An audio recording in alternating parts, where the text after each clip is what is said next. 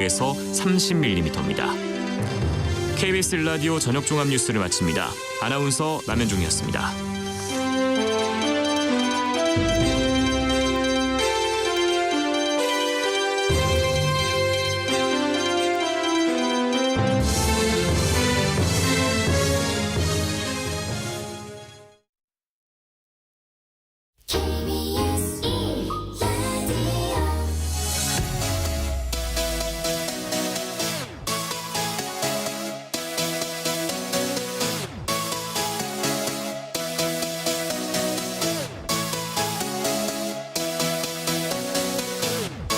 KBS 열린 토론.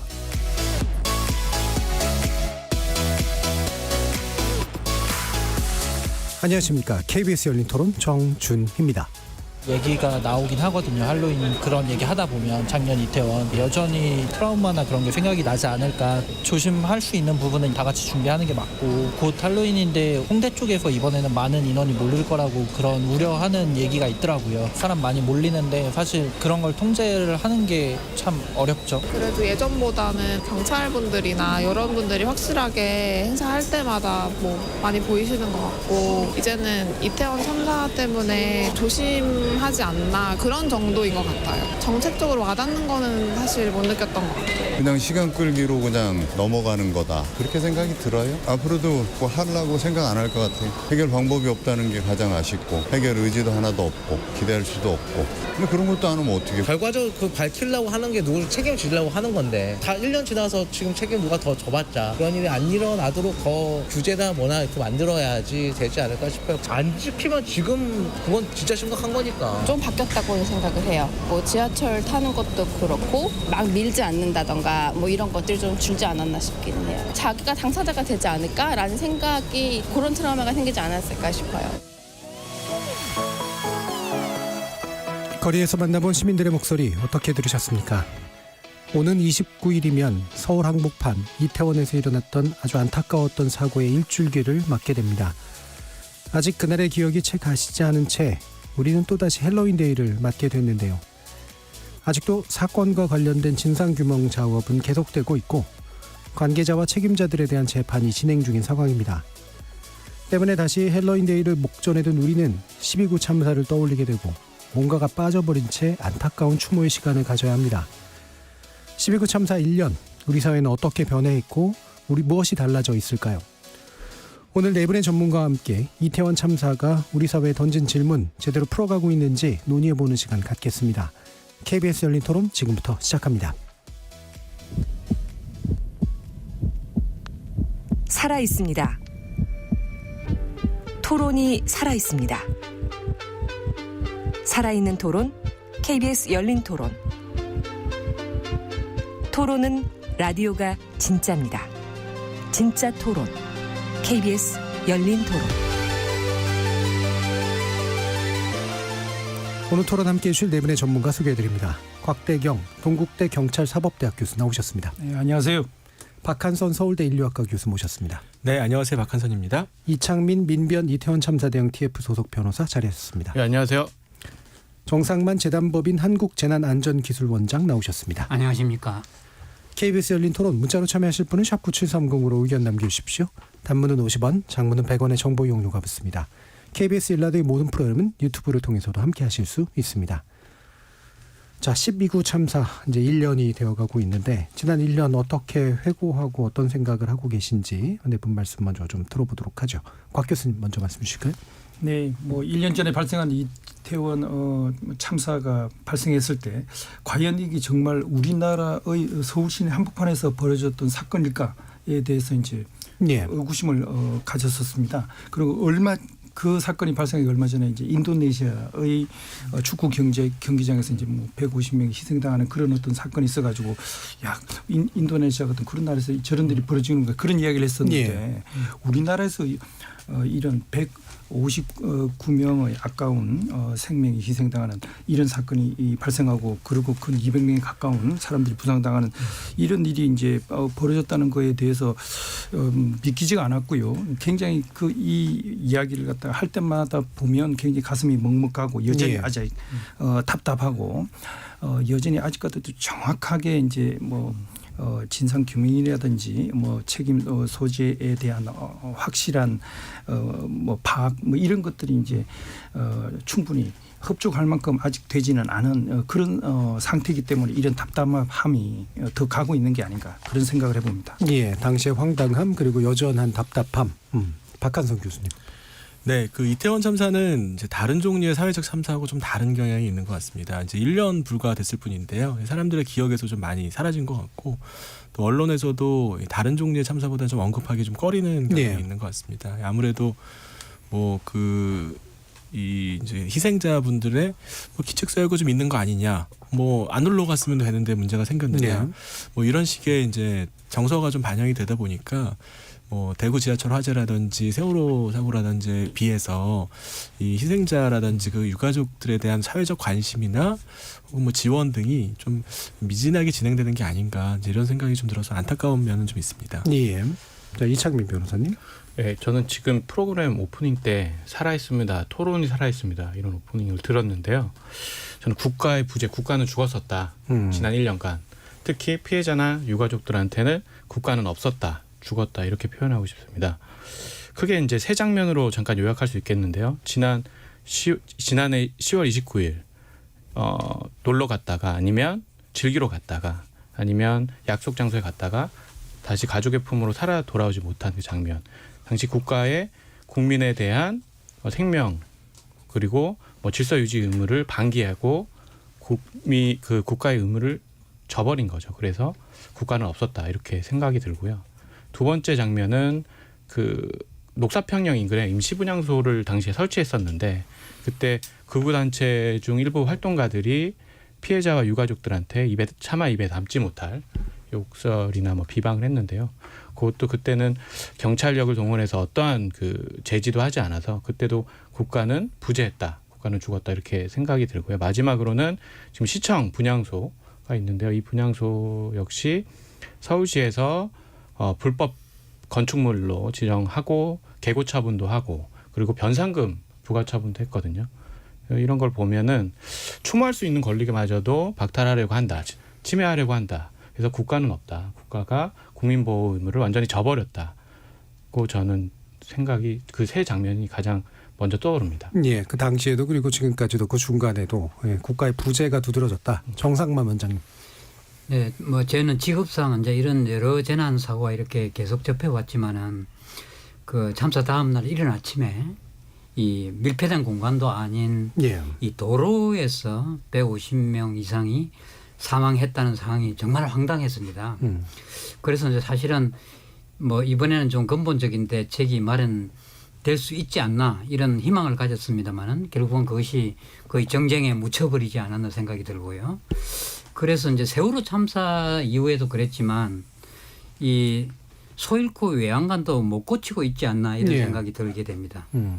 그 정쟁화 문제가 좀 많이 두드러졌고 사후적인 어떤 조치조차도 제대로 좀 못하고 있는 게 아닌가 이런 생각이 드셨나 보네요. 자, 그러면 이제 올해 할로윈은 사실 좀 제대로 뭔가 이렇게 분위기가 만들어지기는 여러모로 어려울 텐데 이게 단지 공간만의 문제는 또 아닌 것 같기도 하고요. 이창민 변호사님 어떻게 지금 보고 계세요? 근데 제 생각에는 지극히 제 개인적인 생각인데요. 추모 분위기 속에서 즐길 건 즐겨야 된다고 생각합니다. 언제까지나 슬퍼하고 마냥 추모 그러니까 그 희생자들을 기억하고 그 참사를 기억하고 애도하고 추모하는 건 당연히 맞고요. 다만 그 추모 과정 속에서도 즐기고 하는 것이 살아있는 자들의 또 역할이고 그리고 지금 별이 된 희생자들도 좀 즐겨라. 그리고 다만 우리를 기억해달라. 그리고 다시는 이런 참사와 같은 사고가 발생하지 않았으면 좋겠다. 이런 생각을 하늘에서 할 것 같아요. 그래서 애도의 분위기 속에서 즐기는 것이 바람직하다. 이렇게 생각하고 있습니다. 예. 그러니까 이게 한 두 가지 정도 면이 있는 것 같은데 내가 이제 이렇게 이 날을 즐기면 마치 이날 돌아가신 분들에 대해서 되게 좀 죄책감이 느껴지는 상황도 일부 있는 것 같고, 그다음에 또 이게 이렇게 놀면 여전히 안전한가? 사실은 이제 이런 문제 또 문제가 나오지 않을까 이런 것도 좀 있을 것도 같아요. 네. 박한선 교수님 어떻게 보세요? 실제로 그 사회적 참사뿐만이 아니라 개인적인 이제 비극이 있을 경우에도 매년 그 주기마다 뭐 영어로 말씀드려서 죄송합니다만 이제 애니버서리 리액션이라는 게 있어요. 그 당시 느꼈던 이제 트라우마, 어려움 등을 다시 재경험하고 또 종종 이제 그 사망을 했을 경우에는 그 가족들이 그때 이제 또 다시 또 좀 그런 하면 안 되는 그런 행동들을 또 하게 되는 경우들도 있어요. 그래서 그 1주년이라고 하는 것, 5주년이라고 하는 거는 단지 그냥 이 세월이 지났다, 뭐 그냥 계절이 바뀌었다, 1년이 지났다라는 의미보다는 그 희생자와 그 희생자를 둘러싸고 있는 이제 가족들 그리고 사회 전체에 미치는 이 다양한 사회적 의미가 있습니다. 그리고 그걸 반드시 우리가 좀 곱씹고 넘어가야 됩니다. 뭐 1년 된 게 뭐 무슨 큰 의미냐, 뭐 이렇게 얘기할 게 아니고요. 과연 지난 1년 동안 무슨 일이 있었는지 그리고 이제 앞으로 어떻게 해야 되는지 그런 이야기를 반드시 좀 해야 될 필요가 있습니다. 물론 할로윈데이 때 뭐 강제로 놀지 못하게 하고 막 놀면은 막 좀 뭐 잘못된 것처럼 그렇게 얘기하는 거는 안 되기는 하는데요. 근데 이제 딱 1년이거든요. 1년이니까 이 할로윈 때 있었던 이태원 참사에 대해서 사회적으로 다시 한번 좀 되돌아볼 기회를 좀 가지는 건 필요하다고 생각합니다. 똑같은 장소에서 똑같은 이태원에서 똑같은 일이 만약에 또 벌어진다면 이거야말로 정말 우리가 기억할 수 있는 사회적인 능력이 없다는 거 아니겠습니까? 그런 거에 대해서는 좀 사회 전체적으로 좀 관심을 좀 가졌으면 좋겠습니다. 방금 뭐 영어로 말씀 주신 그게 이제 우리말로는 이제 주기 반응이나 추모일 반응이라고 한다고 지금 제작진이 말씀 주셨는데 너무 좀 이렇게 뭐랄까요? 그냥 말을 그대로 옮긴 듯한 느낌이 들어서 말맛이 좀 안 살긴 합니다. 그러니까 그때마다 느껴지게 되는 어떤 감정적이거나 행동적인 반응 뭐 이런 분위기인 것 같은데요. 그건 되게 중요한 문제가 있다. 중요한 어떤 그 사회적인 의미가 있다라는 말씀 주셨어요. 그래서 지난 1년 동안 우리가 얼마만큼 달라지거나 또는 어떤 식으로 변화해 왔는가의 부분을 전반적으로 한번 좀 짚어봤으면 좋겠는데 아까 정상만 원장님은 소잃고 외양간조차 못 고쳤다. 실제로 한 게 없다라는 이제 말씀이시잖아요. 먼저 좀 말씀 주시죠. 이제 이태원 참사 이후에 조금 바뀐 것도 있다 이렇게 생각할 때는 제가 여러 가지 바뀐 게 찾아볼 수 없지만 인파 사고에 대해서 그동안 우리가 별로 생각 안 한 부분은 그래도 방지 대책은 세워졌다고 이렇게 봅니다. 그게 하나 바뀐 부분이고요. 그런데 이제 이태원 참사 이후에 이제 정부가 국가안전 시스템 개편 종합 대책을 이제 마련했습니다. 수립을 했는데 실제로 이제 최근에 이렇게 진단을 해보면 실행 계획이 굉장히 미흡한 상황이다 이렇게 진단이 나오거든요. 그래서 크게 달라진 게 피부로 우리가 느낄 수 없는 게 지금 문제다 이렇게 생각이 됩니다. 기본적으로 인파가 몰리는 곳엔 사고가 있을 수 있다라는 인식은 생겼는데 실행계획 차원에서는 실질적으로 변한 게 좀 없는 것 같다. 곽대근 교수님. 결국은 그 이전에는 그 밀집 공간에 대한 위험을 저희들이 그렇게 많이 인식을 하고 있지는 않았습니다. 그래서 우리는 상시적으로 이제 지하철 같은 경우에서 상당히 많은 사람들이 함께 승객들이 타고 있는 그런 경우들도 있고요. 그리고 이제 운동 경기라든지 아니면 여러 가지 콘서트나 이제 예술 그 활동을 하는 그런 어떤 행사가 있을 경우 일시적으로 많은 사람들이 모이는 그런 상황들이 있음에도 불구하고 그동안 사실 좁은 국토에서 많은 사람들이 살다 보면서 갖고 있는 그런 어떤 감각인지는 모르지만 밀집 공간에 많은 사람이 모이게 되면 이게 서로를 압박해가지고 굉장히 위험한 상황에 처할 수도 있다는 그런 인식 이런 것들이 이제 굉장히 부족했었죠. 그런데 이제 이태원 참사를 갖다가 맞이하고 나서 개인들도 적극적으로 가능하면 자기의 개인적인 공간을 확보하기 위한 그런 어떤 방어 행동 이런 것들에 대해서 이야기하고 여러 가지 이제 행사를 주최하는 그런 주최 측에서도 그런 거에 이제 상당히 이제 신경을 쓰고 여러 가지 미연에 이제 사고를 갖다가 막아야 된다라는 그런 어떤 인식들은 이전보다는 분명히 높아진 건 아닌가 생각을 합니다. 그 인식이 이제 높아지다 보니까 민감도가 많이 생겨서 당장 저부터도 인파 벌린도 원래도 잘 안 가는데 더 안 가게 되고 얼마 전에 축제나 이런 것들이 있을 때 보면 이제 아이들이나 주변에 있는 친구들이 가는 걸 말리게 되는 현상들이 나타나거든요. 근데 만약에 이제 우리 사회가 뭔가 좀 그래도 가면 대비가 돼 있겠거니 그러니까 가면 되지 뭐라고 하는 생각을 이끌어낼 수 있을까라는 생각도 사실 좀 드는데 아까 국가부채 얘기하셨는데 뭔가 좀 변화가 어떻게 느껴지십니까? 저는 사실 큰 변화가 없다고 보고 그 교수님께서 좀 전에 말씀드린 것처럼 어떤 계획은 세워졌는데 뭐 실행 단계, 이행 단계 전혀 없고 그리고 전문가 풀을 좀 양성해서 좀 이렇게 교육도 시키고 훈련을 좀 시켜야 되거든요. 그런 과정이 전혀 없고 딱 그 뭐 어떤 계획만, 그러니까 페이퍼 잡이죠. 계획만 세워 놓으면 아무 의미가 없거든요. 다만 지금 계속 나왔던 거는 이런 인파가 밀집하면 큰 사고가 발생할 수 있겠다. 이런 것은 전 국민이 이제 인지하고 있는 그런 것, 그러니까 그런 그 전체 뭐 집단적 기억이라 그럴까요? 집단적 기억만 달라졌지 정부 여당 뭐 정부 차원에서는 어떤 게 달라진 건 없다고 봅니다. 예. 박한선 교수님. 네, 저도 뭐 이창민 변호사님 의견과 뭐 크게 다르지 않습니다. 이런 큰 사고가 나면 사람들이 가지고 있는 사회적 기억은 상당히 오래 가거든요. 그러니까 사람들 많이 모이는 곳을 피하고 꺼리고 또 이제 행사 자체도 좀 줄이려고 하는 경향이 있죠. 그런데 그렇다고 해서 행사를 안 하는 것만이 정답은 그렇죠. 아니거든요. 그러니까 이제 이것과 관련된 이 다중 밀집 시설에서 이런 이제 집단 행사가 있을 때 어떤 식으로 매뉴얼을 만들어서 진행을 할 건지에 대해서 사회적 경험을 착착착 쌓아야 이제 이때 있었던 참사가 그냥 헛된 이제 비극이 아니라 그래도 우리 사회가 좀 더 발전할 수 있는 기회가 될 수 있는 건데 뭐 여러 가지 이유가 있겠습니다만 그거에 대한 접근은 좀 잘 안 되고 있는 것 같아요. 그냥 이건 제 개인적인 느낌입니다만 이 이태원 참사에 대해서는 사회적으로 자꾸 상기하고 그 문제가 뭐였는지에 대해서 언급하고자 하는 그런 사회적인 그런 되먹임 과정이 좀 잘 이루어지지 않고 좀 차단되고 있다 이런 느낌을 좀 받습니다. 예. 그러면 죄송합니다. 그 인파라고 하는 것이 몰린 거, 도시 같은 경우가 이제 사실은 뭐 축제 아니고서도 사실 일상적인 공간 안에서 이런 것들이 많이 있는데 평상시에도 많이 몰리는데 지금까지 사고가 안 났었던 거는 운이 좋았던 건가 아니면은 눈에 안 보이게 뭔가 시스템이 작동하고 있어서였나? 근데 이날 유독 그게 안 했나?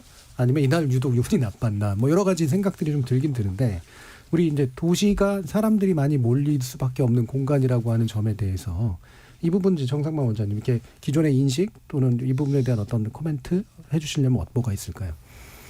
이제 도시화가 재난 안전에 이제 취약하다는 인식은 이제 세계적으로 이제 다 퍼져 있습니다, 그죠? 예. 그런데 이제 우리가 시스템이 작동을 했냐? 지금 시스템 작동은 잘 안 합니다. 예를 들어서 이제 우리가 최근 이제 기후 변화라든지 또 도시화 지금 우리가 말하고 있는 그다음에 복합 재난 이 세 개가 재난 환경이 변했다고 보는 거죠. 그런데 이제 도시화 쪽에서는 이 시설물을 우리가 많이 사용하게 되니까 시설물 때문에 사람들이 이제 취약해지는 거죠, 재난에. 예. 지금 우리도 뭐 이태원도 그런 거잖아요. 예. 이용하다 보니까 문제가 생기고. 그다음에 이제 이와는 조금 거리가 있지만 지난번에도 우리 이제 홍수 유출 때문에 굉장히 강남도 문제가 되지 않습니까? 그런데 이제 이 유출량이 옛날에 잔디나 나무가 있을 때보다는 갑작스럽게 지금 비도 이제 뭐 그렇게 되지만 갑작스럽게 일어나고 유량이 커진단 말이죠. 이런 데 대한 부분이 이제 시스템적으로 작동을 해야 되거든요.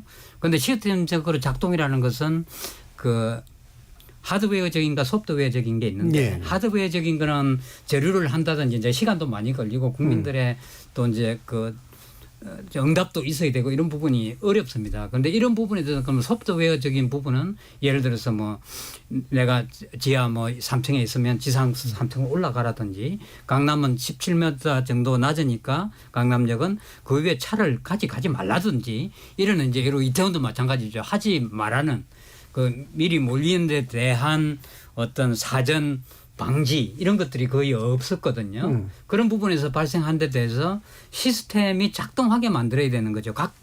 각각의 컴포넌트 부분은 있습니다. 우리가 뭐 없는 나라가 아니죠.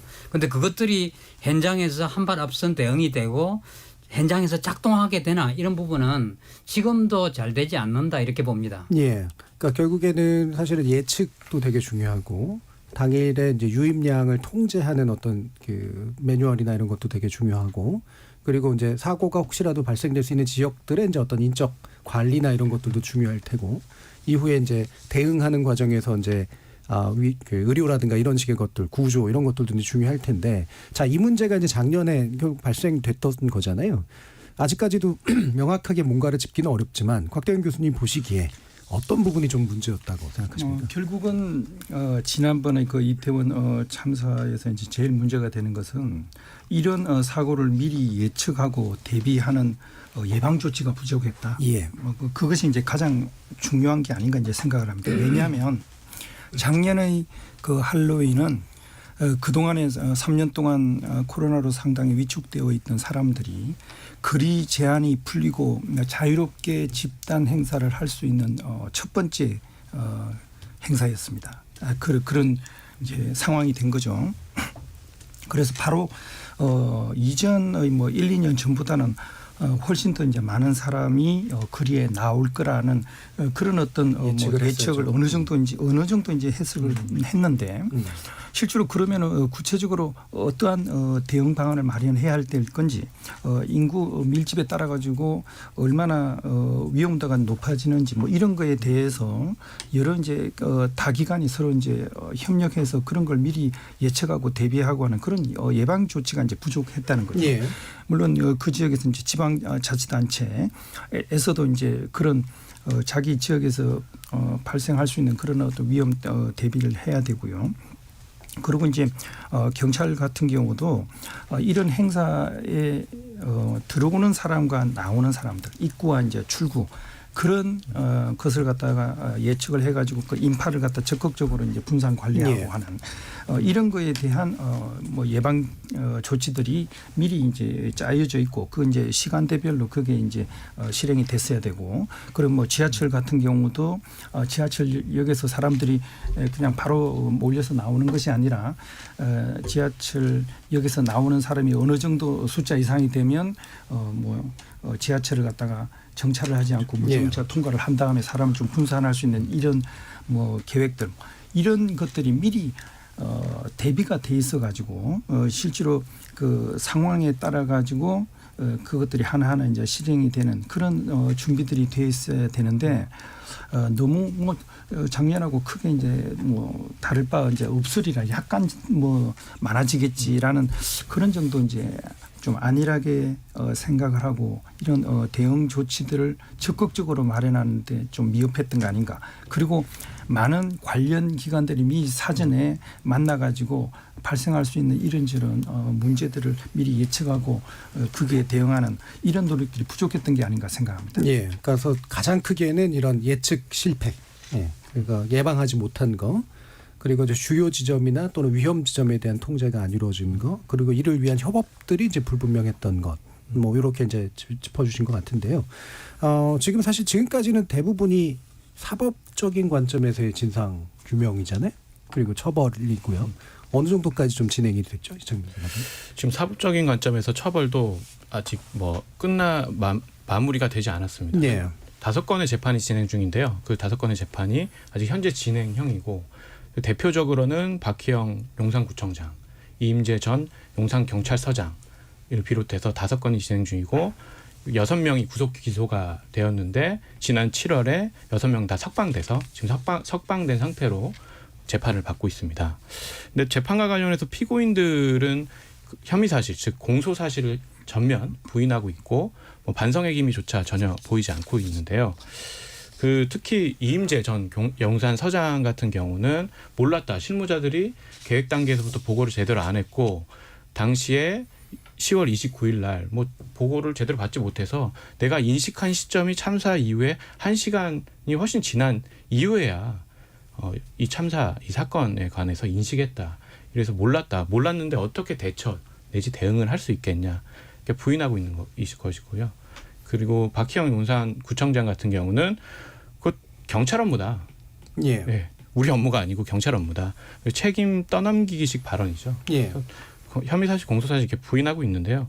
근데 저는 이렇게 마지막으로 한 말씀만 드리면 진상규명 관련해서 재판만 사법적 판단만 국한해서 제한해서 본다면 기소된 자들의 혐의, 즉 공소 사실 대부분은 입증되었다고 봅니다. 그 예. 이유는 특히 이임재 전 서장은 몰랐다, 뭐 보고받지 못했다라고 하는데 이게 일종의 본인의 과실을 인정하는 것으로 봐야 되거든요. 몰랐다는 것 자체가. 예, 사전 대비 단계에서부터 지시도 제대로 하지 않았고 지시를 했더라도 실무자들이 보고하지 않아서 몰랐다는 것은 말이 안 돼요. 그러니까 실무자들이 만약에 대비 단계에서 인파가 운집할 거니까 많이 몰릴 테니까 계획을 세워라. 왜 이렇게 계획 세운 거 안 가져오냐. 뭐 그런 걸 확인하고 봐야 되거든요. 그리고 실무자들로부터 계획을 확인하고 미진한 부분이 있으면 불충분한 부분이 있으면 이를 보충하고 보완하도록 지시하고 이게 권한 있는 자. 이게 경찰서장의 업무거든요. 예. 그 업무를 이제 소홀히 하고 방기한 것이죠. 그러니까 그 몰랐다는 것 자체가 과실이에요. 그러니까 업무상 과실이기 때문에 본인의 죄를 이제 자백하는 꼴이 되는 거죠. 예. 어쨌든 즉 본인이 그러니까 무능이 본인이 잘못했다는 과실을 의미하는 것이라고 생각해서요. 어쨌든 예. 뭐 지금 죄를 인정하고는 있다. 다만 뭐 예측 가능성 부분에서 나는 몰랐다 이렇게 부인하고 있는데 몰랐다는 것 자체가 과실입니다. 예, 그러니까 부인이나 회피로 이제 주로 주된 담당자들이 얘기되고 있는데 그조차도 이제 범죄로는 충분히 구성이 된다. 예, 과실입니다. 과실로서. 그 사건 수사 기록에 관련된 최근 이제 몇 건의 보도가 좀 있었잖아요. 근데 현장에서 굉장히 많은 보고들이 있었는데 그게 올라가지 않았다라는 그런 얘기들이 주로 많이 나오는 것 같은데 실제로 재판 과정에서 그런 게 좀 많이 다뤄졌었네. 예, 그 재판 과정에서 사실 뭐 그러니까 실무자들은 계획을 하고 걱정하고 정보관을 파견해야 된다. 그리고 인파관리 계획을 세워야 된다. 그리고 경비 기동대, 교통 기동대라도 배치를 해야 된다. 이런 보고를 하니 이제 경찰서장 윗선급들은 뭐 별거 아닌 거다. 집회 시위에 집중하자. 우리는 애초부터 그랬죠. 제한된 인적 자원을 가지고 당시에 삼각지역 부근, 대통령실 부근에 대규모 집회 시위가 있으니까 거기에 선택과 집중을 할 수밖에 없는 여건이다. 그래서 당시에 지금까지 재판 과정에서 드러난 것은 한마디로 요약하자면 집회 시위에는 집중을 했는데 대통령실 부근에 집회 시위에 집중했는데 할로윈 축제 관련해서는 경비기동대, 교통기동대 한 대도 배치가 되지도 않았고 정보경찰 단 한 명도 나가 있지 않았던 거죠. 그런 과실이 있었던 거죠. 그래서 어쨌든 집회 시위에만 선택과 집중하고 몰두했다라는 것이 드러났습니다. 네, 알겠습니다. 이게 또 이제 범죄 구성 측면에 이제 그 집중할 수밖에 없는 이제 사법적인 조사나 판단들은 또 별개로 두고 사실은 좀 더 폭넓은 범위 안에서 책임을 묻게 되면 그렇지 않건 간에 사실은 깊이 있는 조사들이 이제 필요한데 작년에 뭐 국회에서 국정조사는 대충 뭐 이루어지긴 했습니다만 실제 조사를 통해서 밝혀진 건 그렇게 많지 않은 것 같고요. 제대로 좀 짚어졌어야 되는 즉 조사되고 규명됐어야 되는데 혹시라도 잘 안 됐다고 생각하는 부분들이 있다면 무엇일지 그리고 그 이유는 그럼 뭐라고 보시는지에 대해서 네 분의 한번 견해를 여쭤보도록 하죠. 박한선 교수님. 네, 저는 그 책임자 처벌 물론 필요할 수 있는데요. 법적인 문제를 떠나가지고 사실 만약에 1년 전으로 들어가서 대한민국 국민 중에서 똑같은 책임질 수 있는 자리에 있었다면 나는 과연 그걸 예측하고 이 참사가 일어나지 않도록 적절하게 막을 수 있었을 것인가. 즉 예측 가능성. 미래에 벌어질 재난을 예측하지 못한 죄는 굉장히 크게 물을 수는 없다고 생각합니다. 만약에 그거에 대해서 책임자가 무조건 잘못했으니까 그거를 엄벌에 처한다라는 쪽으로 나오면 이 진짜 있었던 문제에 대한 종합적인 조사가 안 이루어지고요. 그렇죠. 나는 책임을 진 게 없다라는 걸 변호하려는 입장만 나오기 때문에 우린 잘했다라는 쪽으로 나올 수밖에 없거든요. 이러면 제대로 된 접근이 어렵다고 생각합니다. 물론 뭐 불법 증축하고 뭐 보고 누락하고 뭐 이런 것들 처벌해야 된다고 생각하나 이런 사건이 지금까지 한 번도 없었는데 왜 너는 그거를 예측하지 못했느냐? 그걸 가지고 좀 그 책임을 묻기에는 좀 묻는 건 좀 곤란하다고 생각하고요. 책임은 책임질 건 책임지고 또 사건에 대해서 이것으로 다시 앞으로 이제 이런 문제가 생기려면 어떻게 막아야 되며 우리가 무엇을 예측할 수 없었던 시스템상의 문제가 뭐였는지에 대한 접근은 서로 별개로 이루어져야 된다고 생각합니다. 예. 근데 별개로 이루어져야 되는데 별개로 이루어지지 않은 이유는 뭐라고 생각하세요? 뭐 책임을 져야 될 것 같은 분들이 이제 사법적인 책임을 자기가 인정하게 되면 이제 조사를 해가지고 이런 게 문제가 있다면 자기가 그걸 잘 못했다고 생각하는 그런 좀 심리적인 두려움도 있을 것 같고요. 또 두 번째는 이게 이제 정치적인 문제로 좀 더 비화하지 않을까 하는 그런 막연한 걱정들도 이 문제를 애써 실제보다 더 축소해서 이야기하고 싶어하는 쪽과 혹은 또 이걸 또 막 부추겨가지고 정치적인 경제적인 이득을 취하려고 하는 게 아닌가라는 또 이제 의심과 이런 것들이 섞이니까 진정한 의미에서의 이제 문제 해결 그리고 이제 희생자들과 가족들에 대한 지원 이런 것들이 약간 뒷전으로 몰리게 되는 그런 문제가 생기죠. 이거는 4.16 참사가 벌어지면 항상 있는 일입니다. 그러니까 진상에 다가가기 위한 조사의 어떤 목적, 방식, 분위기 이런 것들이 이제 제대로 세워지지 못해서 생긴 문제. 맞습니다. 정상모 원장님.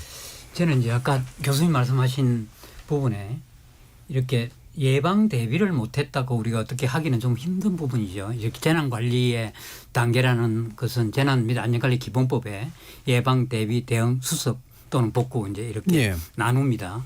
그런데 예방 대비에 대해서는 그런 부분은 이제 직접 묻기 힘들지만 이번 그 이태원 참사 같은 경우에는 예방 대비 대응 수습 아무것도 작동을 안 했거든요, 사실은. 그럼 대응 수습 쪽에서도 책임이 없다 또는 처벌이 안 된다는 건 조금 저는 이해가 안 되는 부분입니다. 그래서 이제 사실은 그러면 왜 이렇게 됐을까 봤을 때 좀 선진국에서 하는 이런 사고나 재난이 일어났을 때 정상적인 절차 같으면은 독립적이고 중립적인 전문가들로 구성된 예를 들어 이태원 참사 TF를 먼저 만든단 말이에요. 예. 그래서 거기서 조사, 원인 분석, 그 사이에 이제 책임자 처벌 이런 게 있겠죠. 그다음에 이제 대책, 실행 이렇게 이제 나누는데 이것이 이제 어떤 이렇게 조사, 원인 분석, 대책 이래 하는 과정에 책임자에 대한 부분은 이제 전문가들이 그걸 할 수는 없잖아요. 그래서 그것들이 이제 뭐 국정조사를 간다든지 해서 이제 처벌 부분에 미약하면 이제 이런 부분을 논하고 이렇게 가야 되는데 먼저 국회를 가버린단 말이죠. 예. 가보니까 이제 정쟁으로 가버리고 이제 저 진상규명이 지금까지도 막 안 되고 이런 거잖아요. 예. 그럼 시기 지나면 잘 안 되는 거거든요. 그러니까 쟤를 안 믿을 수 있는 게 그래도 중립적이고 독립적인 이런 TF를 구성해서 일을 해야 됐다는 거죠. 그걸 그때 하면은 그중에 미비된 거는 국회에서 또 뭐 예. 이렇게 처리할 수 있는데 거꾸로 가버리기 때문에 지금도 뭐 TF 없잖아요. 대형 TF는 있지만 예. 예를 세월호도 똑같았습니다. 거기서도 교훈을 걷지 못하고 지금도 백사 하나 만들지 못하는 정도가 예. 돼버렸죠. 누가 잘했니? 누가 못했니? 이렇게 가버리니까 잘한 사람도 없고 못한 사람도 없고 이런 상황으로 치달는 거로 봐서는 이렇게 그 선진국이 가는 어떤 사건 또는 그 재난에 대한 프로세스를 우리는 왜 그거는 잘 받아들이지 않을까 싶습니다. 예. 그래서 일단은 사실 파악을 위한 최대한의 기구를 만들어서 조사를 하고 미흡하면 다른 방식을 또 도입하고 또는 처벌이 필요하면 또 거기에 맞는 단계를 도입하는 게 순서가 거꾸로 됐다. 예. 곽대근 교수님. 네, 그런데 사실 이제 제일 중요한 게 진상을 제대로 이제 파악을 예. 하는 그런 것들이고요. 그런데 이제 그런 것들은 사실 그 뭐 결정적인 시기가 있습니다. 초기에 중요한 현장의 증거 자료들이 뭐 멸실이 되거나 예. 훼손이 되기 전에 이제 그런 어떤 증거 자료들을 갖다 이제 수집을 하고 그걸 갖다가 이제 실제로 이제 분석하고 그 의미들을 갖다 파악할 수 있는 그런 어떤 객관적이고 중립적이고 이제 과학적인 그런 뭐 위원회 뭐 그런 데서 이제 그런 일을 갖다 이제 맡아야 되는데 예. 과연 그렇게 그런 일을 할 수 있는 전문가들만 이루어진 그런 위원회를 갖다 우리가 운영해 가지고 이끌어 날 수 있는 그런 어떤 역량이 있느냐 예. 이런 거에 대해서 상당히 좀 처음에 초기에 진행되는 그런 상황을 보고 상당히 좀 회의적이었다. 예. 실제로 이걸 갖다가 뭐 그런 여러 사람들의 그 인명 사고가 있고 그것에 의해 여러 가지 이제 공학적이고 여러 가지 상황에서 이제 물리적인 그런 여러 가지 뭐 실험들을 통해 가지고 이제 뭐 진실들을 갖다 파악하고 하는 그런 어떤 것들이 이제 필요한데 그런 것들이 실제로 이제 뭐 정치 무대에 옮겨져 가면 예. 그 여야의 정쟁이 돼서 가지고 뭐 어떤 거는 어떤 작업은 해야 된다 말아야 된다 그리고 어떤 전문가는 참여해도 예. 된다 안 된다 뭐 이런 걸로 서로 따지다가 그 중요한 초기의 시간들을 갖다 많이 놓치게 된 그런 어떤 상황이지 않았나 하는 아쉬움이 있습니다. 예. 변호사님. 예. 그 저는 법적 책임에 매몰되거나 국한되지 않은 그 입장은 전혀 아니고요. 다만 법적 책임도 중요합니다. 예. 진상규명 과정에서 중요하기 때문에 그래서 법치주의이기도 하고요. 어쨌든 법적 책임에서 교수님이 아까 말씀하신 예견 가능성에 대해서 조금 반박을 드리자면 예견 가능성이 이 구체적 상황 즉 해밀턴 옆 골목에서 158명이 당시에는 158명이 압사해서 사망할 것이라는 예견이 아닙니다. 적어도 저렇게 사람이 많이 몰리면 즉 아까 교수님께서 말씀해 해주셨던 것처럼 사회적 거리두기 3년 만에 해제로 인해서 많은 인파가 많은 젊은이들이 특히 젊은이들이 모일 것이다. 그 골목이 되게 좁고 비좁고 그 오르막이 되게 미끄럽거든요. 거기서 사고가 날 수 있다라는 것을 예측 가능한 거죠. 적어도 부상을 당할 수 있다. 예. 왜 그러냐면 그 형사재판에서 나온 증언, 경찰들은 사실 경비과 경찰들은 전문가잖아요. 사실상 어느 정도. 우리 일반 국민하고는 좀 결이 다르단 말이죠.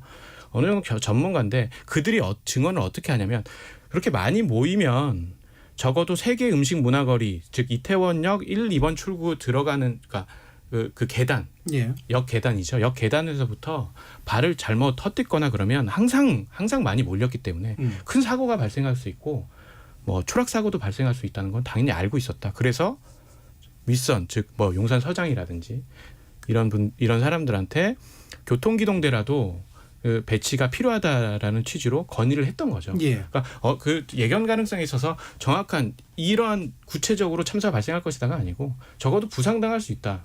인파가 밀집하면 부상당할 수 있다는 이런 형태의 예견 가능성이기 때문에 즉 예견이 가능했죠. 다시 돌아와 보면 한 말씀만 더 드리면 2020년 이건 많이 이제 언론 보도를 통해서 많이 드러난 건데요. 2020년에 용산서에서 보고서를 작성하는데 그때도 압사 및 추락 사고, 폴리스 라인 설치 필요 이런 워딩도 있거든요. 구체적으로 명시를 해놨어요.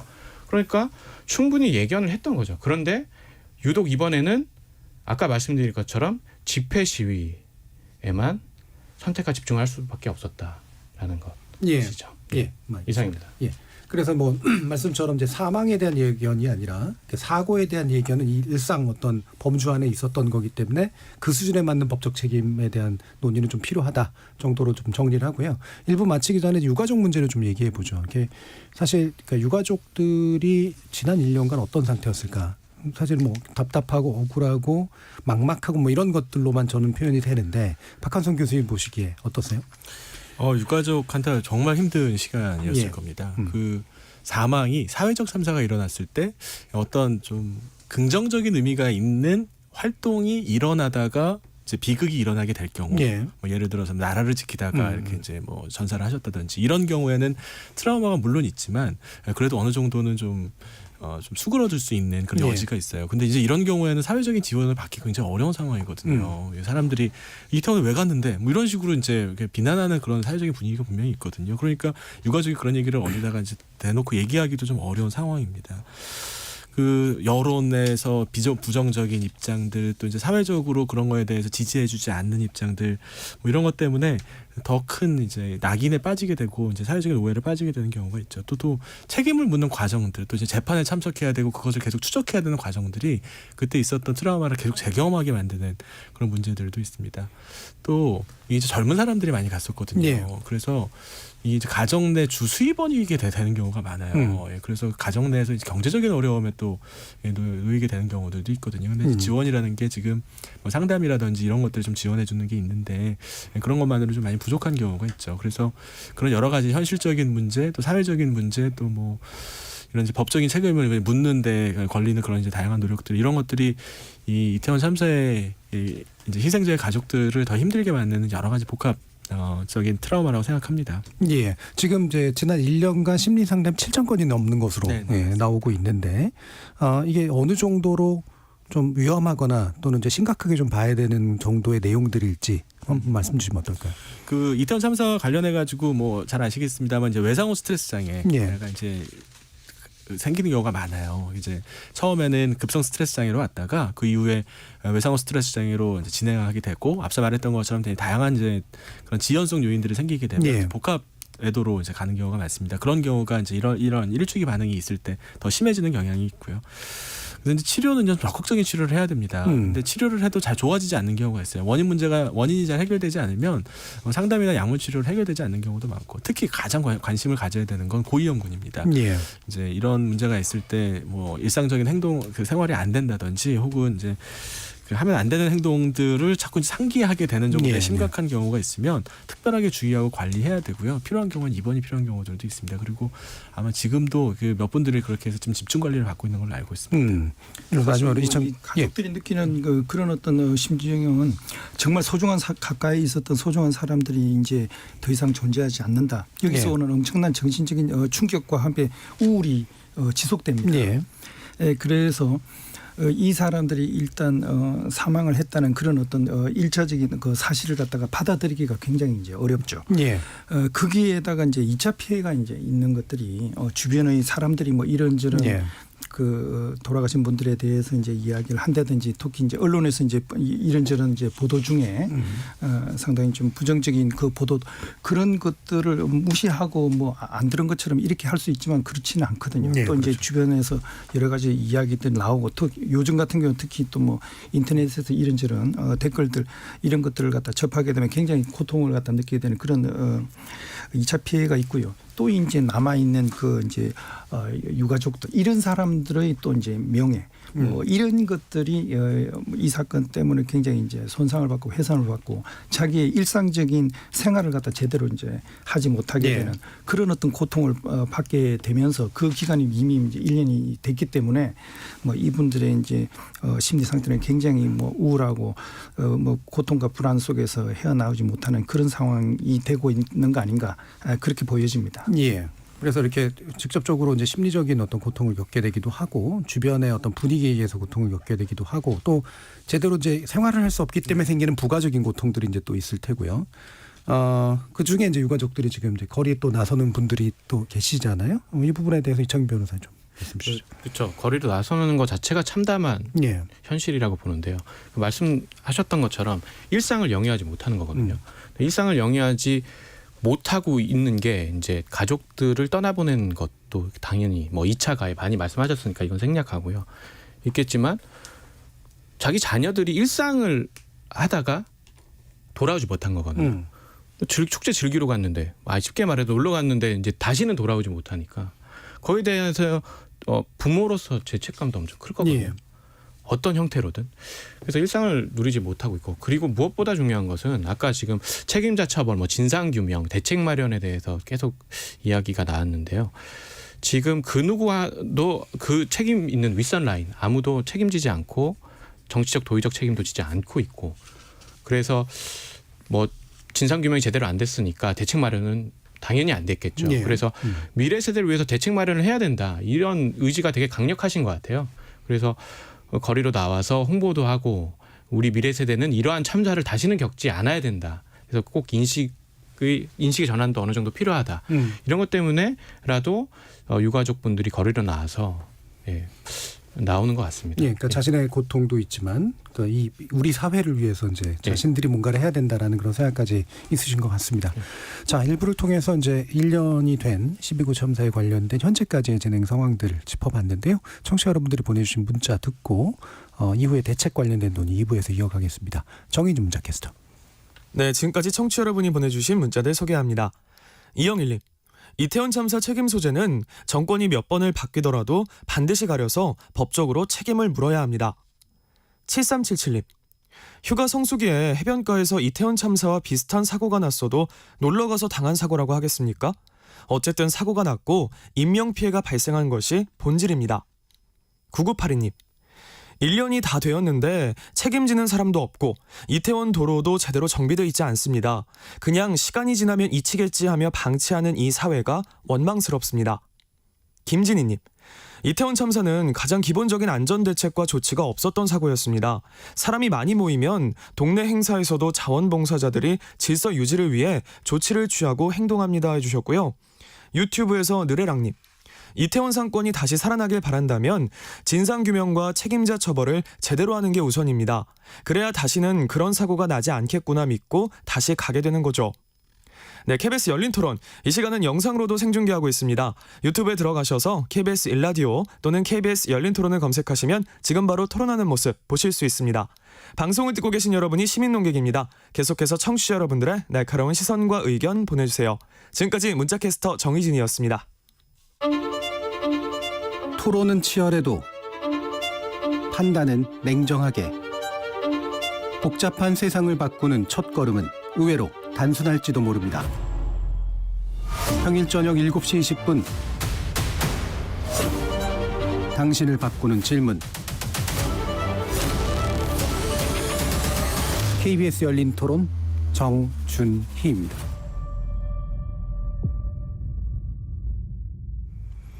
KBS 열린 토론 이태원 참사 1주기를 맞아서 지난 1년 돌아보고 있는데요. 박한선 서울대 인류학과 교수, 이창민 민변 이태원 참사 대응 TF 소속 변호사, 정상만 재단법인 한국재난안전기술원장, 그리고 곽대경 동국대 경찰사법대학 교수, 이렇게 네 분의 전문가와 함께하고 있습니다.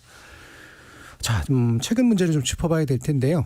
지난 19일에 UN 자유권규약 심의에서 이번 참사 내용이 좀 다뤄졌습니다.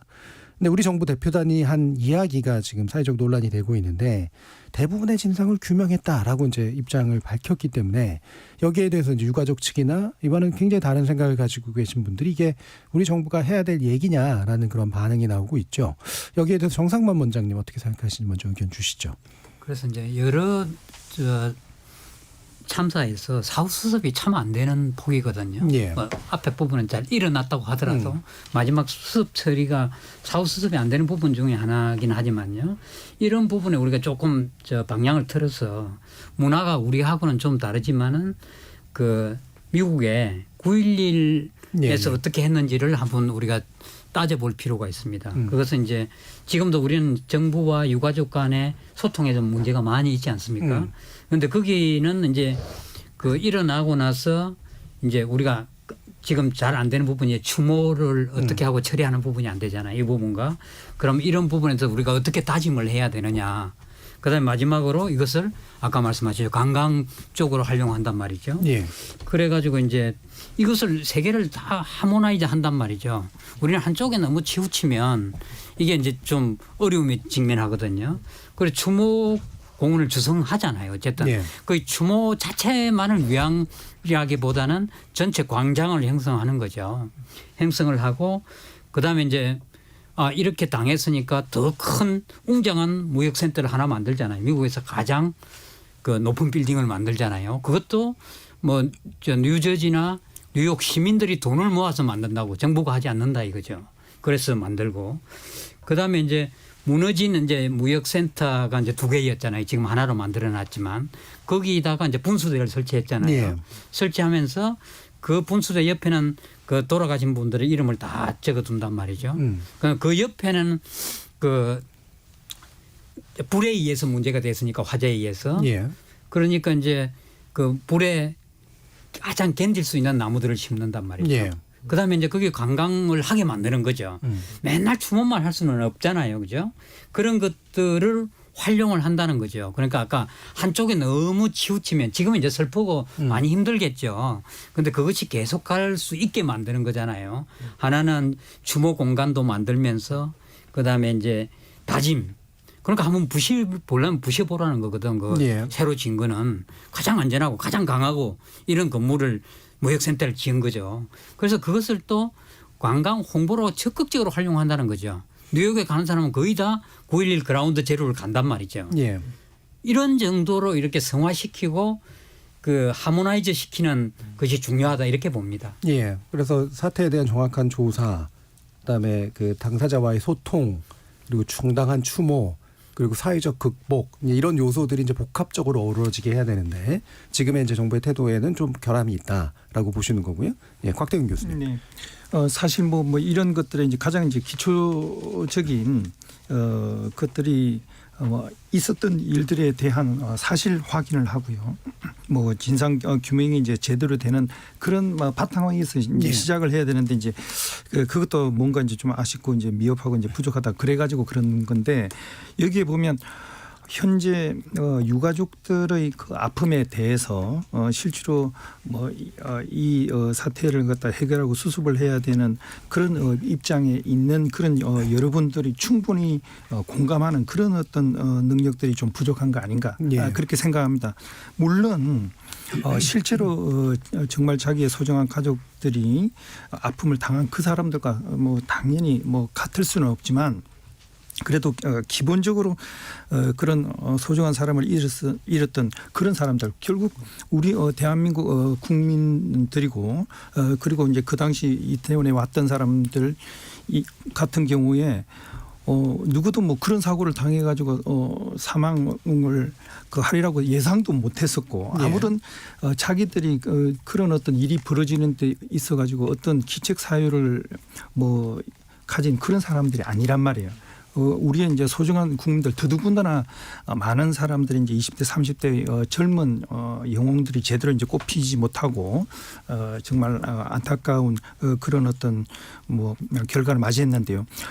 그래서 그런 거에 대해서 유가족의 그런 어떤 아픔에 대해서 적어도 이제 같이 공감을 하려는 그런 어떤 노력들은 필요하다. 뭐 마음속에서 진심으로 나오면 좋고 그렇지 않더라도 그런 어떤 형식적인 그런 어떤 절차들 뭐 이런 것들은 좀 준비를 하는 게 이제 필요하고요. 그러고 나서 이제 실제로 좀 더 오래 기억을 하고 그 사람들이 이제 명예를 회복할 수 있는 그런 방법들이 뭔가. 그리고 또 이런 사실들이 이런 사건들이 다시는 우리 사회에서 발생하지 않도록 하는 재발 방지책은 뭔가 이런 것들을 찾아가는 그런 어떤 절차들을 따랐어야 하는데 너무 처음에 좀 뭐 기초적인 사실 확인하고 뭐 진상규명하는 이런 것들이 제대로 되지 못하고 거기에 너무 진을 빼고 이제 매몰되다 보니까 지금 제대로 그 다음 단계로 넘어가지 못하는 그런 안타까움이 있는 것 같습니다. 자, 이상민 변호사님. 지금 유엔에서 그렇게 발언한 것 자체가 정부가 우선 정말 거짓말이잖아요. 뭐 조치를 취했다. 진상 규명조차 되지 않았는데 진상 규명이 됐고 어떤 조치가 거의 취해졌다. 이것은 사실은 피해자나 유가족들에 대한 저는 예의가 아니라고 생각합니다. 그래서 그 부분은 뭐 확인이 안 돼서 뭐 그런 건지 거짓말을 한 건지 모르겠는데요. 그것은 그 자체가 사실 유가족들을 사실 2차 가해에 해당한다고 보거든요. 그렇기 때문에 정부가 지금 어떤 생각을 가지고 있는지 저는 정확히 모르는데 추정하건대 정말 지금 전혀 적절하게 대처가 아니고 전혀 대응을 잘못하고 있다. 옳지 않은 방향으로 정부 여당이 가고 있다. 저는 이런 생각이 듭니다. 우리가 지금 사실 국제 무대에서 지위가 낮은 국가가 아닌데 이게 창피해서 그랬는지는 잘 모르겠습니다만 이게 이제 국제적인 수준으로 봤을 때 우리를 다시 돌아보게 만드는 여러 가지 계기들이잖아요. 박한선 교수도 이 부분 한번 말씀 주시죠. 뭐 사회적 참사는 뭐 우리나라보다 훨씬 잘 사는 나라에서도 늘 벌어졌죠. 과거에도 그랬고요. 그러니까 벌어진 것 자체가 문제가 아니라 이제 벌어지고 나서 어떻게 대응을 하느냐가 더 중요하다고 생각합니다. 근데 뭐 아무래도 이제 이런 사고가 일어나게 되면 이제 그 사회적인 반응들이 뜨거우니까 정쟁으로 좀 이끌고 가고 싶어하는 그런 일부 이제 정치인들의 또 그런 좀 잘못된 접근이 있기는 있어요. 그래서 아까 정상만 원장님 말씀하셨던 것처럼 이제 전문가 집단을 중심으로 해서 객관적이고 중립적으로 이런 문제를 해결할 수 있는 그런 조직을 만들어야지 이걸 정치적인 논쟁이라든지 혹은 뭐 좀 다른 방식의 막 뭐 시위라든지 이제 이런 방식으로 계속 접근을 하게 되면 한쪽 얘기만 계속 서로 타협되지 않은 얘기로 논쟁만 계속 갈 가능성이 있거든요. 그래서 관련된 문제를 상시적이고 그리고 장기적으로 논의할 수 있는 전문가 집단의 종합적인 이제 대응이 필요하다고 생각하고 그 5년 10년 걸려도 좀 괜찮다고 생각합니다. 그래서 이런 거대한 사회적 참사가 일어났을 때 어떻게 우리가 잘 해결해 나갔는지에 대한 선례를 쌓을 수 있으면 다음번에는 그 트랙 따라가지고 잘 나갈 수 있다고 생각합니다. 혹시 그럴까 싶어가지고 이쪽에서는 덮으려고 하고 이쪽에서는 또 키우려고 하고 이런 식의 움직임만 서로 싸우게만 된다면 그 사이에서 가장 힘들어하는 거는 결국 이제 억울하게 돌아가신 희생자분하고 가족밖에 더 있겠습니까? 그래서 정말 이제 희생자 그리고 가족을 추모한다는 마음이 든다면 어떤 식으로 접근해야 될지 아마 제가 굳이 이야기하지 않아도 아시리라 생각합니다. 대표적으로 뭐 여러 가지 예들이 있지만 이제 1989년에 있었던 영국 힐즈버러 축구장 압사 사건은 사실 초기엔 덮였다가 사실은 지속적인 노력에 의해서 30년 정도가 지나서야 이제 제대로 된 규명도 이루어진 그런 케이스잖아요. 이렇게 오래 걸리면 안 되지만 어쨌든 결말은 이거하고 좀 비슷해야 될 것 같은데 이탁용 변호사님. 지금 말씀하신 대로 힐스버러 참사 사건이 지금 간단하게 간략하게 소개해드리면 89년에 영국 힐스버러 축구 경기장에서 발생했는데 관람석에서 109명이죠. 97명이 사망했고 766명이 부상을 당한 정말 큰 이것도 큰 사회적 참사인데요. 당시 말씀하신 것처럼 근데 이제 결론을부터 말씀드리면 그러니까 차이점보다 이태원 참사랑 동일한 부분이 유사한 부분이 되게 많아요. 예. 30년 뒤에 어느 정도 진상이 규명이 된 점. 이게 되게 많은데 어쨌든 그 과정 속에서 힐스버러 참사 역시 뭐 이태원 참사와 마찬가지로 국가가 국민보호의무를 방기한 건데 근데 제때 또 구조를 하지 않아서 피해가 또 확대된 것도 유사하고요.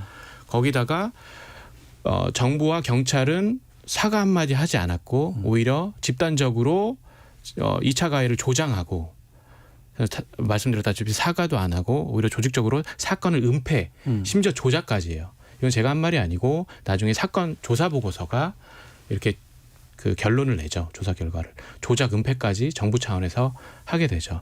그래서 시민사회, 유가족, 피해자 단위하고 일부 의원들이 이제 합쳐져서 뭉쳐서 연대해서 지속적인 진상규명 운동을 벌여서 말씀하셨던 것처럼 2010년 10년 정도에 이르러서 한 20몇 년 걸려서 조사위원회가 독립적인 조사위원회가 설치되고요. 그 조사위원회는 아까 말씀드린 것처럼 정부와 경찰이 조직적으로 사건을 은폐했고 2차 가해를 조장했다. 이런 결론이 났고요. 한 5, 6년 뒤에 재판이 다시 시작되죠. 그런데 재판이 다시 시작되려 보니 공소시효가 다 지난 거죠. 이렇게 사건이 진행되고요. 어쨌든 힐스버러 참사는 그래서 유사점이 이태원 참사랑 유사점이 상당히 많다. 그래서 오버랩되는 부분이 되게 많고요. 예. 뭐 또 효고현 굳이 말씀드리면 효고현 아카가시 일본 말씀드리면 이 부분도 상당히 유사점이 많아요. 즉 경찰 관계자들이 한 명도 기소가 사실은 안 됐어요. 그런데 우리나라하고 사법제도 특히 검찰제도가 일본은 조금 다르거든요. 그러니까 시민들이 참여하는 검찰 심사회라는 게 있는데요. 거기서 이제 나중에 강제 기소가 돼요. 예.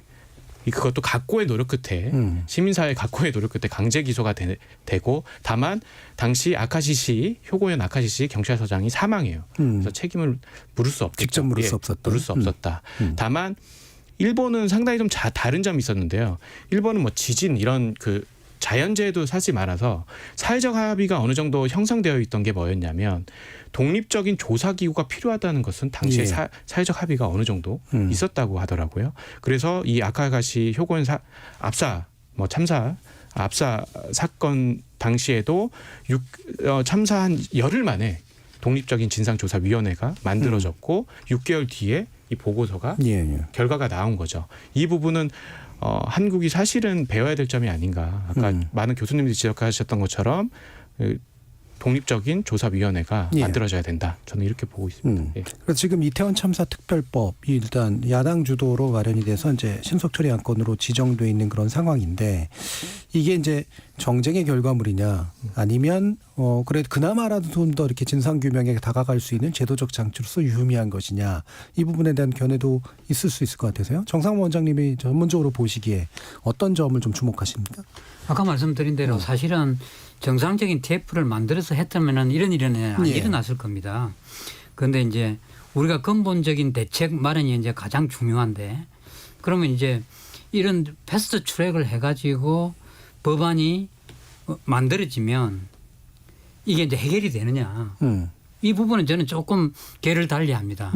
근본적으로 우리가 세월호 사고 때보다도 좀 못하다는 게 그때는 이렇게 했잖아요. 그러면은 우리나라에서 이제 중요한 게 안보와 재난 안전 이게 두 가지 있는데 재난 안전은 어디에 둘 것인가? 대통령 직속에 둘 건가? 안 그러면 국무총리 직속에 둘 건가? 왜냐하면 힘이 없는 기관이기 때문에 그 논란을 벌이다가 결국은 국무총리실에 국민안전처라는 걸 만들었단 말이죠. 그러면서 국민안전처 부분은 거의 다가 차관급이잖아요. 대통령실 부분은 장관급이고 그래서 장관급으로 만들었단 말이죠. 그래서 이제 어느 정도 흘러갔는데 지금 와서는 이제 행정안전부가 담당을 하잖아요.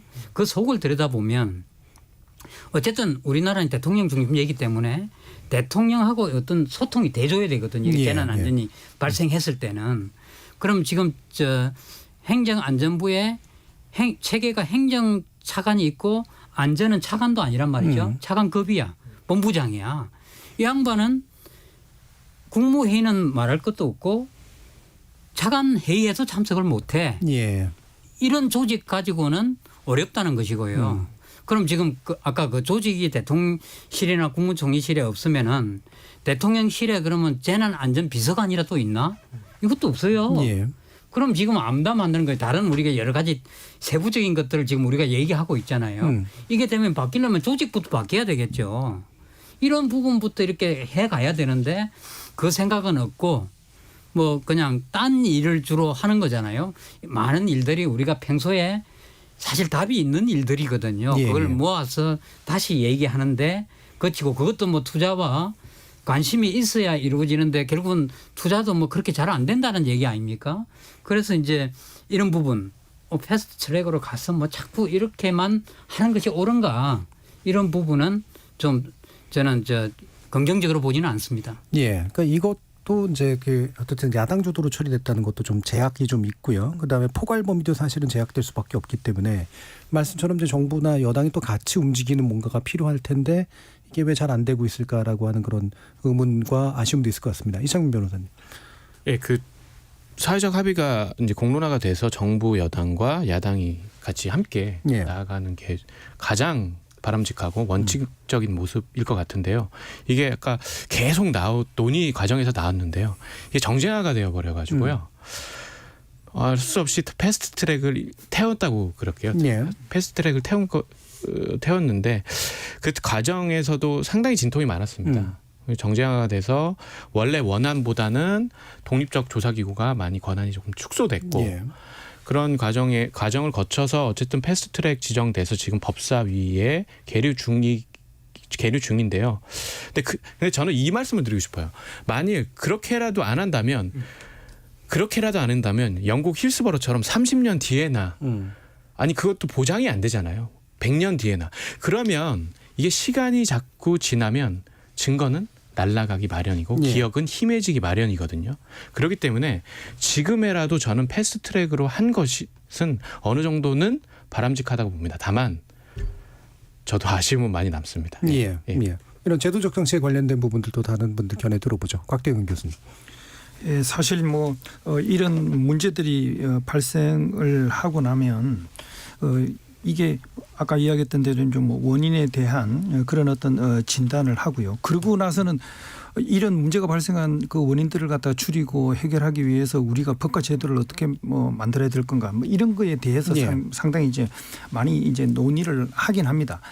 그런데 이제 결국 법과 이제 제도를 만드는 그런 것들이 어디서 이제 먼저 주동이 돼가지고 어디서보다 더 적극적으로 나서가지고 이제 법을 만드냐 이거에 따라서 이제 법의 성격들이 상당히 이제 달라지고 예. 이제 이렇게 했는데 지금 같은 경우는 이제 아무래도 이제 야당에서 이제 보다 이제 적극적으로 나서가지고 이제 그 하다 보니까 실제로 여당에서 어느 정도 이제 받아들여 줄 수 있는 그 이제 범위들 그리고 이제 일반 국민이라든지 시민단체나 뭐 이런 데서도 어느 정도 이제 동의를 받을 수 있는 그 범위가 뭔가 예. 뭐 그런 것들을 사실 판단하고 조율하는데 상당히 이제 어려움이 있는 거 아니냐.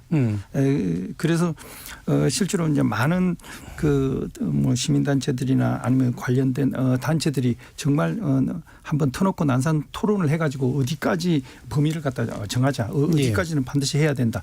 이런 거에 대한 어느 정도의 뭐 기준들을 갖다가 좀 제시해주는 그런 것들이 있고 그게 이제 그런 것들이 이제 정치 무대에서 좀 더 이제 정제화되고 좀 더 이제 걸러지고 하는 그런 절차를 좀 거치는 것이 좀 낫지 않았나. 미리 그걸 갖다 바로 그냥 이 국회에서 이제 법 내용 가지고 바로 이제 따지게 되면 계속 이제 내용 세부적인 걸로 이제 예. 부딪히는 그런 그가 되니까 사회적인 합의를 좀 이끌어내는 게 어려워졌지 않았나 그런 아쉬움이 예. 있습니다. 이게 사실 딜레마인데요. 그러니까 시간적인 것도 굉장히 중요한 요소고 동시에 이제 사회적 합의도 굉장히 중요한 요소인데 이 두 가지를 동시에 충족시킬 수 있었느냐라는 문제가 결국은 남는 것 같습니다. 네, 뭐 이거 아주 더 많이 얘기하기 좀 어려울 것 같고요.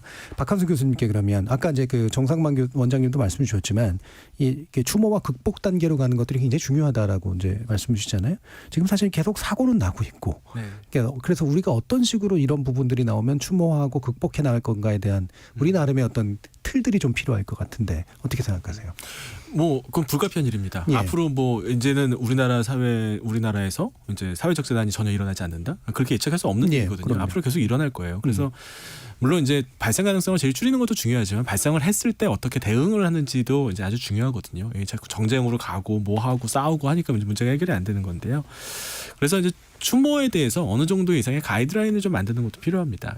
그 사고 참사의 성격, 또 영향이 어느 정도인지, 피해자의 수준이 어느 정도인지, 사회적인 논의가 어느 정도인지에 따라서 뭐 추모 공원을 만들 건지, 뭐 추모비를 만들 건지, 뭐 추모 행사를 할 건지에 대해서도 어느 정도 가이드라인이 있어야 된다고 생각해요. 물론 희생을 당한 분들은 뭐 이제 크게 해야 된다고 생각하실 테고, 또 그렇지 않은 분들은 그럼 이 수많은 이제 사회적인 문제가 생길 때마다 다 이거를 뭐 거대한 공원을 만드느냐 이럴 수도 없는 일이니까 이거에 대해서도 합의가 있어야 돼요. 근데 이런 걸 만들어가는 과정이 돼야 되는데 사실 사회적 재난에 뭐 여야가 어디 있고 뭐 옳고 그름이 어디 있습니까? 다들 모여서 이제 합의를 해야 되는데 그런 게 지금 되고 있지 않으니까 문제가 이제 뭐 아까 말씀드렸던 것처럼 수십 년씩 가고 그러는데요.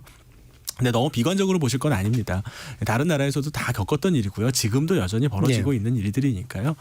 어떤 면에서는 이제 이런 부분에 대해서 아직 이제 1년 지났는데 다양한 사회적 논의가 일어나고 있다는 거는 이제 앞으로 이런 부분을 좀 더 잘 극복할 수 있는 그렇게 성숙된 사회가 되고 있다는 또 이제 반증이라고도 좀 생각을 합니다. 예. 자, 그럼 마무리 차원에서 뭐 길게는 말씀 못 나누실 것 같고 3, 40초 정도로 해서 혹시 아쉬운 부분이 있으시면 좀 짚어주시죠. 예, 이창민 변호사님. 네, 아쉬운 부분은 지금 형사재판 관련해서 김강우 서울청장은 상당히 증거가 많은데 기소조차 안 됐거든요. 중요한 거는 지난해 특수본 수사 결과는 기소 의견으로 이른바 기소 의견이었던 거죠. 그런데 지금 일선 검찰과 그러니까 어쨌든 검찰은 기소를 하지 않고 있는데요. 이 부분은 저로서는 상당히 의문스럽고 어떠한 배경이 있는지 어떠한 이유에서 기소가 안 되는지 좀 납득이 전혀 되지 않는데 이 부분에 대해서도 많은 지금 관심이 필요한 것 같습니다. 예. 정상만 원장님. 우리가 이제 재난 안전 관리는 사실 여러 영역이 합해서 시너지 효과를 창출할 수 있거든요. 다른 영역보다는 훨씬 더 넓은 영역에서 소통되고 교류하고 협력돼야만 되는 부분입니다.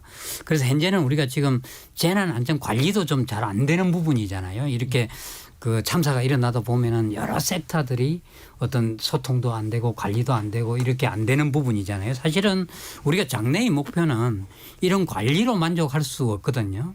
결국 문화로 성숙이 돼야만 우리 목표를 달성할 수 있다고 봅니다. 그래서 이 관리 부분 예를 들어서 우리가 매뉴얼도 얘기하고 여러 가지 관리 부분을 말하고 있지만 이것이 빨리 처리되고 다른 나라들은 보통 뭐 자연재난에 대해서 지금 고민을 하지 사회재난은 많이 해결이 됐단 말이죠. 우리 이것부터 지금 해결을 해야 되잖아요. 정신만 차리면 되는 부분이 해결이 안 되는 부분이거든요. 그래서 앞으로 우리 목표를 문화를 성숙하는 방향으로까지 가야 된다 이렇게 생각합니다. 곽대경 교수님.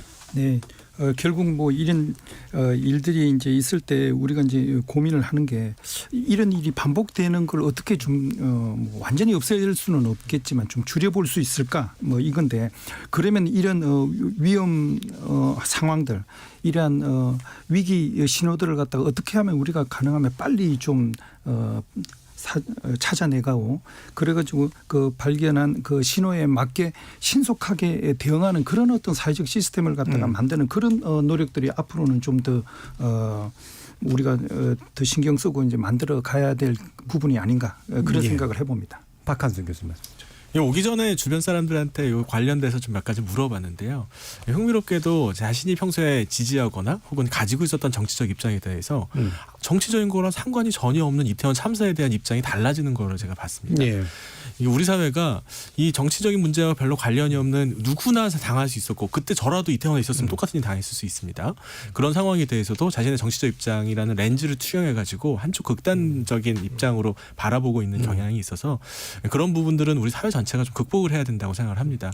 이 문제를 정치적인 문제로 보지 않아야 되고 그거는 정치인의 책임이기도 하지만 또 일반 국민의 책임이기도 하다고 생각합니다. 예. 0898님께서 이제는 사고 후 수습 그리고 사고 전 예방 모두 중요한 나라가 되길 바라며 희생자와 가족분들께 위로의 말씀을 드린다는 의견 주셨고요. 정세현님께서 출연자들 말씀처럼 독립적 조사위원회 꼭 만들어졌으면 좋겠다라는 그런 소망과 바람도 전달해 주셨습니다.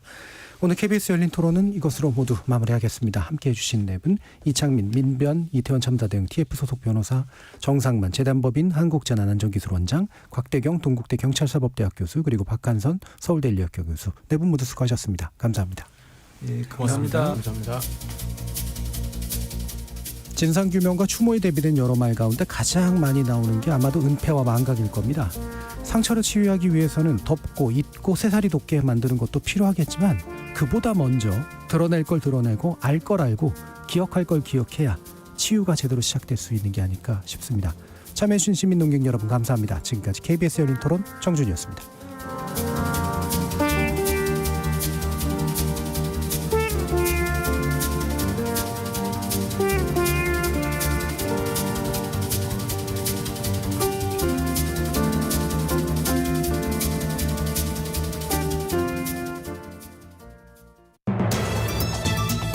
일상생활에서 유용한 가스.